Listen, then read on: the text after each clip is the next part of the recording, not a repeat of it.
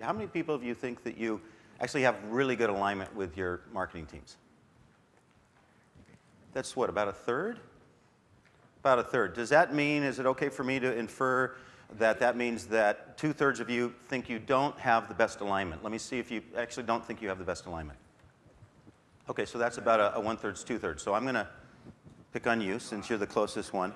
What is it that sales and marketing is not doing? What is it the sales is not doing in your, don't tell me who you're with, that's, just you can cover your name, that either marketing isn't doing or sales is not doing? Behavior is dictated by comp plans. And I do think that, some companies, including ours, maybe needs to relook at the direction that we're pushing people, with their comp plans. If they're incentivized to go down, to crude numbers of lead, delivery, they're not really looking for quality, but if the comp plan changed and it was revenue tied, I think that the whole, process, well, we'd be singing out of the same hymn book. Okay, so the orientation that you have then, it's not necessarily that the salespeople are not properly incentivized, it's that the marketing people are not properly incentivized. And I think, correct, and I think they're incentivized in the wrong way. Okay. Who raised their hand that said that they think they're aligned? There you go. What are you doing that is causing your company to be aligned, specifically? One or two things? I think the comments earlier were spot on. It first starts with leadership. So myself and the head of marketing, our belief is sales and marketing is one word. That's the term we use. Once you have the leadership, we have a business plan, which is a one-page business plan, which has our goals and our metrics. We both created that jointly, so we both have joint ownership of the metrics. We track them on a regular basis. If you were to ask him how he would be, how he would be assessed, successful or not, he believes that he owns the sales number as much as I do. So it starts with leadership, and then it goes into joint metrics. Okay, excellent. I appreciate that, and I think that might be the only time I ask for people's joint participation. I believe you can actually move from organizations that are infighting to inspired, and I think you do that through creating engagement. And I agree 100% with you. It starts at the top. Is there an alignment within the two organizations? Okay, so real quickly, and again, it wasn't a pitch for Exactly. We are a company that's got about 700 customers. Our sort of agenda in the world is to change the world of incentive compensation. So we're a SaaS-based, cloud-based software tool. A number of you already use us here in this room. We've done 16,000 plans over the last 9 years, and we've paid out over $15 billion in incentive compensation. The reason why this is important is because we have a lot of data. We have a lot of data that relates to the incentive side. We also have a lot of data related to how sales and marketing needs to work together. So what I'm going to do is talk today a little bit about mindset, skill set, and tool set. Those are the three things I want you to take away in terms of integrating the sales and marketing organizations. Do you have the right mindset in your company? Do you have the right skill sets? And do you then have the right tool sets? So we're going to start with a couple of high-order predicates. First, the world is accelerating. It's accelerating exponentially. And the problem with that is we're linear creatures. We live in linear time, minutes, hours, days, weeks, months, years. But the power of technology is accelerating. So I'm going to open up my little phone here real quick. There we go. And I'm going to give you one example of this. So I have a really cool little app here. Thank you for turning up the phone bit. How many of you know the app Waze? Raise your hand. Not a bad little population. It's about 3 years old. They just got bought by Google for $1 zillion, like Google buys everything for $1 zillion. And this little app is a traffic app. And what it does, you become a Wazer. It's a free app. There's actually no any kind of freemium model in it. It's really good. There's no advertising in it. What you are as a Wazer is you come into this little app and you say, I'm in traffic. Who are all the other people that are around me in traffic? Where are the traffic blocks? And then Waze will reroute you if there's any traffic blocks. But the other thing that's kind of cool about it in terms of information, which is the pace of accelerating change, because this app did not exist 2 years ago, 3 years ago, is if I'm late for a meeting and it's during rush hour, and I want to go into that diamond lane, but I know I might get in trouble if I go into the diamond lane or the high occupancy vehicle lane, I know where all the police are. And I know where all the police are within about a 95% accuracy. Now, I'm not recommending that you get into the diamond lane. But when I have to do this, I can be pretty confident I can get that meeting on time. That's accelerating change. And the reason, what we don't know about this, which is why it's fascinating, is because it's accelerating at the pace of Moore's law, that's the microprocessor side, and it's increasing at Metcalfe's law, which is the power of the network, it means we have absolutely no idea what's going to be happening in the next few years. We have no idea what's going to happen. It's going to come at us so fast that if we aren't adaptive as an organization within sales and marketing, we will be disrupted. Gartner predicts that 20% of all the people that have the #1 position will be out of position by 2017. Why is that? Why? Because people aren't adopting the best digital practices. It's coming at you very, very quickly. One of the ways to get alignment with sales and marketing is to ask yourself, what's my digital strategy? What's my digital transformation strategy? Okay? What does the word clawback mean to you? What is a clawback? You gonna take a guess? Go for it. Maybe like you were really confident about something, but something makes you less confident. Like if you're all confident and like I'm gonna beat this person, maybe if you find out that they're better than you, then you might want to pull back so you don't get all confident and don't like let somebody beat you because you think you're all confident but you're really not, so you would humiliate yourself. It's not difficult. Don't humiliate yourself.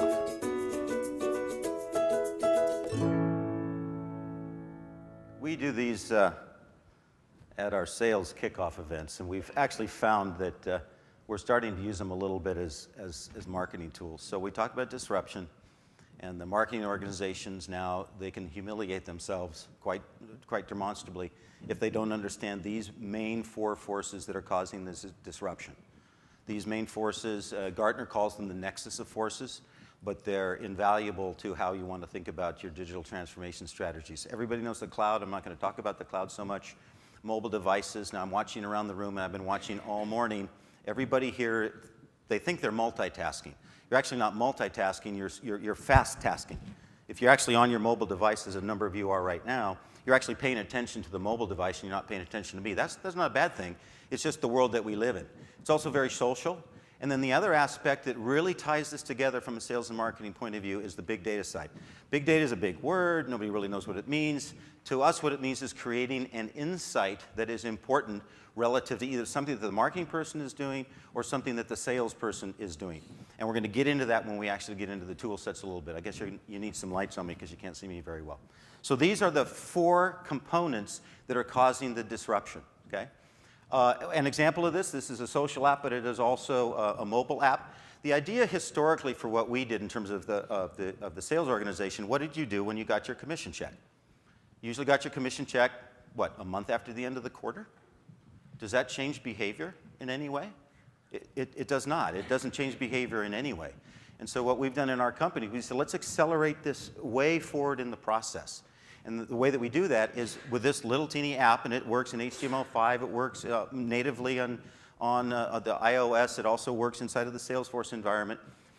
Wouldn't it be great if you're actually on the sales call and the salesperson in real time can click on that product and say, is this going to change my commission check? Is this going to get me to President's Club?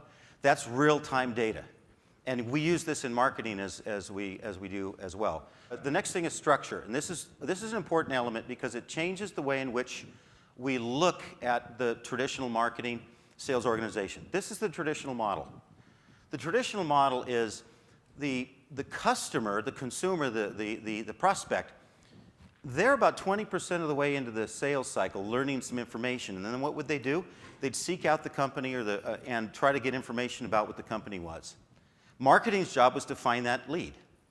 And then what traditionally happened? Marketing would stop and they'd go find a new lead. Sales would take that lead in terms of it being qualified, and then they would move that forward. And there was a divergence. That's why the sales and marketing organizations infight quite a bit. Why? Because sales doesn't believe that marketing knows what they're doing, and marketing doesn't believe that they're ever getting the message. So I actually see this as 2 sides of the same coin. Let me explain. We said this earlier today. I don't remember who exactly said it. But what's actually happened in terms of today is 60 to 70% of the selling cycle or the purchasing cycle happens before the salespeople ever get involved. Why? Because of the power of the internet. The power of the internet is that all this information is at your disposal. So what ends up happening is marketing has to understand they're taking the ball from a very early stage all the way through. So it's important that you understand where they are in the sales cycle. You got to measure that. You got to understand whether the activities are making sense. You got to understand what it is relative to a persona-based orientation. You can't just blast out generic messaging anymore in your sales organization. So you have to be able to target the right person at the right time with the right message and in the right way. That's what marketing's fundamental job is, and there are ways to actually do that if you change skill set, mindset, and tool set. The other thing, and it's sort of shown graphically here, I personally believe that the marketing people do not leave when the qualified lead gets to the salesperson. What we do inside of Exactly is we just change our nurturing habits at that stage. Once we know that that person's in a sales cycle, we make the assumption that they're going to become a customer. So all of the activity that we do in marketing is treat them as if they were a customer. Make sure that they understand the value proposition. Make sure that they understand we have your back. Once you buy the product, it's not over. Software is a service. The operative word is service, because every year they can renew. It's like a subscription. It is a subscription service. Every year they can renew. So if we don't impress upon them in our marketing messaging that it's more than just the product, then we're going to lose in the equation. Okay? Demographics. There are 3 generations now in the workforce. I'm a boomer. A lot of you are Xers. Some of you are Yers. I don't know how many boomers there are left in the room. And what's the fundamental difference with the new generation that's coming up? I want to have somebody answer this question for me, so I guess I am going to grab the mic again. Give me one example of how the Gen Yer is different than maybe the Xer or the boomer. Digital natives. Say that in the mic. Digital natives. What does that mean? They grew up with all the digital assets. Okay, so are they attached to their device? So that's why they're attached to their device. They never knew an environment. That's actually the answer I was looking for, so you get a star. Being digital natives means they consume information completely differently than the boomers did and than the Yers did. What do? And a lot of you are doing it right now. You're acquiring the information you need in real time on your device. You don't have to be tethered to anything. And you have to understand, the marketing organizations have to understand this is who the consumer is. And if they don't understand that, then they're going to lose in terms of their relationship with the salespeople. The salespeople are also going to come back in and say, hey, marketing still doesn't get it. So there has to be an orientation in the marketing side that says marketing understands this. Making sure that I'm talking sort of to the right audience, how many of you in the room are in the sales function? Raise your hands. And how many of you are in the marketing function? Oh, so that's about a 2/3, 1/3. Okay, so I'm making sure I'm kind of communicating to the right base. Now we have a change in mindset, and I think the video's next. Let's say your parents asked you to do a chore, like maybe take the trash out to the trash cans and I'll give you $5. That'd be nice, right? Yeah. Now what if you did it and they only gave you $2? How would you feel? I would say, hey, that's only half. That's right. How would you feel?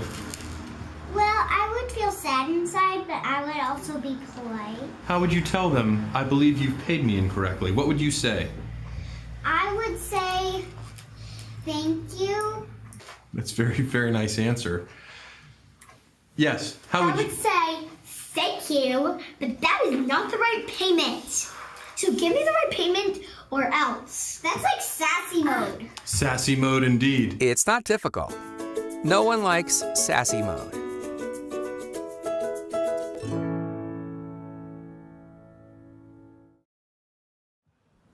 What's fun about these videos is they're all non-scripted. They're authentic children that speak from their heart, and it would be sassy mode. Is it okay for the sales reps to have sassy mode? Why? Why? I submit that the salespeople are the only people in the organization that have half their pay at risk every day. Other people might get bonuses and things, but they're the only ones that get up every day and have to sort of sing for their supper. And oftentimes, and again, before I was the chief marketing officer at Exactly, I ran one of the business units, the Emerging Practices Group. That was our SMB group, which is doing very nicely now. But before that, I was the CFO. And it's kind of interesting to go from the CFO who doesn't spend any money to the marketing guy who spends all the money. So that's a kind of an interesting thing. They're in SASE mode because there isn't a connection between what the marketing messaging is and the delivery of the content and the mechanisms to help them be successful. And so they actually have a right to be SASE, and that's why sometimes they hunt alone. So again, my orientation is that what you have here is a situation where you're both members of the armed services, but the sales organization is the Army, and the marketing organization is the Air Force. Now, we're going to get into tool sets in a little bit, but back in Vietnam, when the Air Force came, what did they do? They did carpet bombing, right? They blasted wide areas, and I submit that that's the conventional way that marketing used to work, right? Now, what's happened now, or again, not to use the war metaphor here too broadly here, but now what do? We have very little collateral damage because we can target very, very specifically what we want to do. So we can end up working together in the sense of targeting the right person at the right time, and I'm going to talk about that in a minute when we finally get to tool set. So we have a mindset change that you have to engage as a team, even though we're different functional areas. So one of the feedback mechanisms that I ask for in marketing in my organization is every 2 weeks, I have something called the Marketing to Sales meeting. And I have this meeting because I believe that it's marketing's responsibility, I said this earlier today in the session, marketing's responsibility to make sure that the salesperson says that lead is qualified before marketing finishes their job. The salespeople's responsibility is to close their business, and they have to close their business in areas where they're not in control of every aspect of the selling cycle. The best salespeople understand that and have high close rates. They're fundamentally chartered with closing their business, getting the deal in. Marketing should also be held to that same high standard, which is if the salespeople say it's no good, there should be no argument. Shouldn't be that the marketing people are saying it's good and the salespeople are saying it's not good. If the salespeople are saying these are not qualified enough, marketing has to pay close attention, otherwise we're not working together. That's why these two things converge, and we have the capabilities of doing that. Last in terms of the three is tool set. So show of hands, how many of you in the room are using a CRM app? 95% of the room, cool. How many of you, show of hands, are using a marketing automation tool of some kind? Now that's interesting. I want everybody to look around a little bit. Everybody raise your hand if you have a CRM app. And everybody look around. Okay. Hold up your hands if you have marketing automation app. Down. A marketing automation process, okay. Now I want the next set of hands to go down. How many of you in your companies have a piece of software or a solution that does predictive intelligence? Okay, so tool sets. Well, we all know about CRM. 10 years ago, CRM was a nice to have. Now CRM is a has to have. The second thing was marketing automation. That marketing automation industry didn't exist 7 years ago. Eloqua, Marketo, HubSpot, ExactTarget now that's been bought by Salesforce. These didn't exist. They're now must-haves. Why? Because what happens now, because of this acceleration and this disruption, you have digital transformation capability in your companies. If you have the marketing automation tool, what ends up happening? What ends up happening is you can actually see the results. Remember the old saying back in the olden days where it says, hey, I'm advertising this, and I know half of it works, and half of it doesn't. I just don't know which half. Marketing automation tells you which half is working. And the reason why that's important is because you have to know what's working in order to get that information to your salespeople. Now, what's also interesting from the marketer's perspective is this. And Gerhard said a little bit about this, that marketing has sort of become a left brain activity with analytics and so forth. I actually believe that marketing has become a whole person activity, which is why it's really interesting for me as a former CFO, because there's a creative side to marketing and there's an analytics side to marketing. And because of marketing and automation capabilities, you actually have more creativity in the company than you ever have before. Why? Because you actually do A/B testing and split testing, so you have to be more creative because a lot of the stuff that you do in marketing simply doesn't work.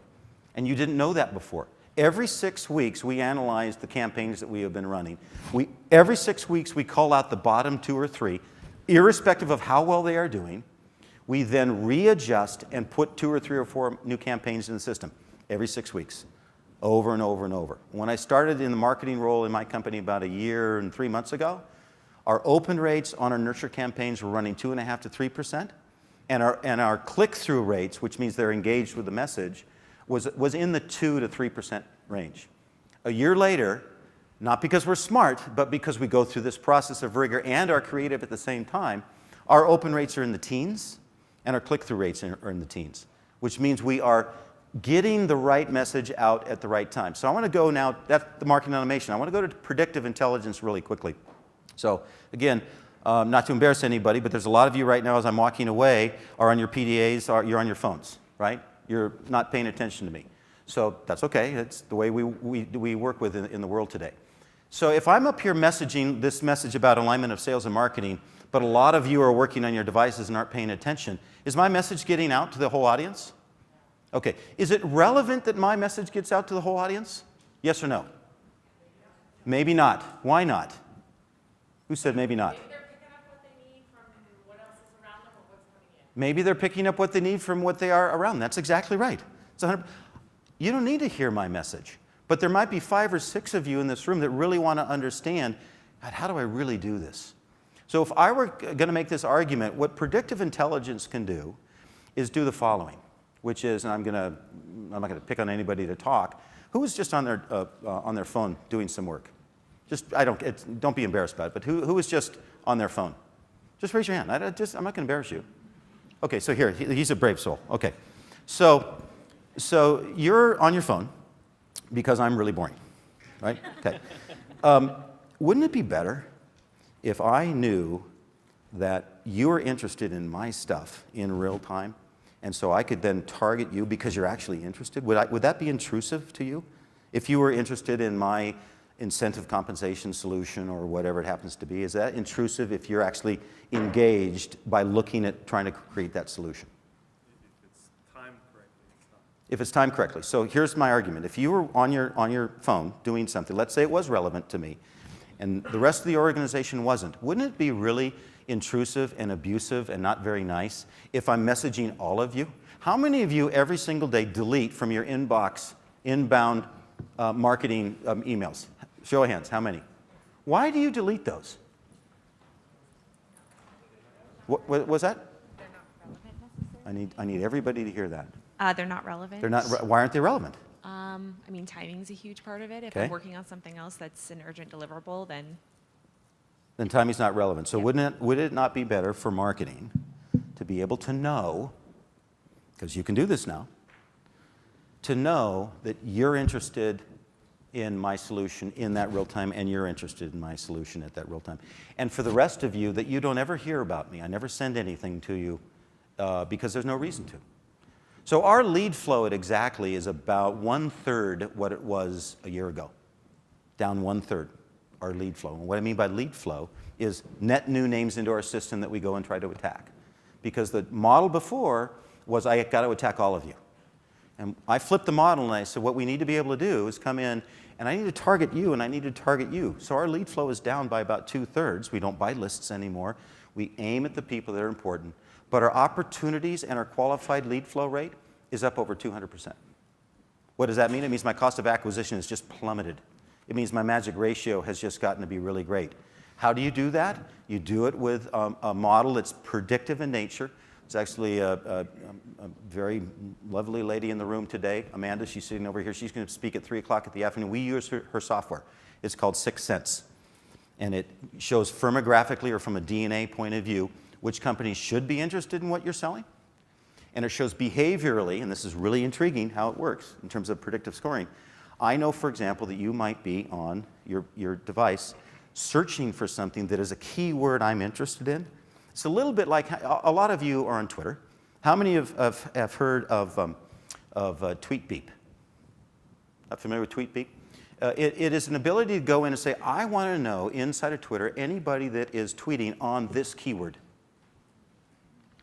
And if you go in and say, here are the 10 keywords, all the tweet feeds, all the comments that come in that are in whatever subject area you want, you actually see. That's disruptive. It's also highly, highly targeted. So if you have those 3 tool sets, you have an opportunity to win. 2 out of the 3 are for the marketing organization. So I'm going to give you Just one little tidbit as it relates to what we call our give-get model or our employee engagement model, okay? Most organizations operate in this quadrant. This is the quadrant of everything's kind of okay. There's another quadrant, which is what we call the coasters. We have some statistics. As I said earlier, we have lots of data, terabytes and terabytes and terabytes of data. For the salespeople in the room, you guys would be very interested in this statistic.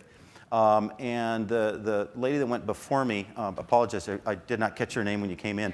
Thank you, Jenny. She talked about this at Success Factors in terms of what was happening. So what's interesting about those stats is that, and again, this is hundreds of companies and thousands of sales leaders. When companies hit their quota or exceed their quota, they have the highest turnover rate of their sales reps. The highest turnover rate. When they're really not performing, they have the second highest turnover rate. You can kind of understand why that is, because you got to let people go. But if you're performing at the margin, you have the lowest turnover rate. Why would that be? Why would the highest performing companies have the highest turnover rate, and the people on the margin have the lowest turnover rate? Any thought on that? I won't put anybody on the spot. It's simply because high-performance organizations know that they need to call out their bottom performers, but more interestingly, the people at the margin always hang on to that rep, because if that one rep might make that deal that might get you over your own line as a sales manager. If you are managing for the short term, quarter to quarter to quarter, you're going to be in that third category. If you're managing for the long term as a sales organization, you're going to be in the top quadrant. And we see this in terms of rep attainment as well as it goes through. The next quadrant is undervalued. Now, for everybody in the room, but maybe more specifically for the females in the room, you're going to see some information that has only been showed once before, and we're going to publicly release this next week on a fairly large campaign, and that's this.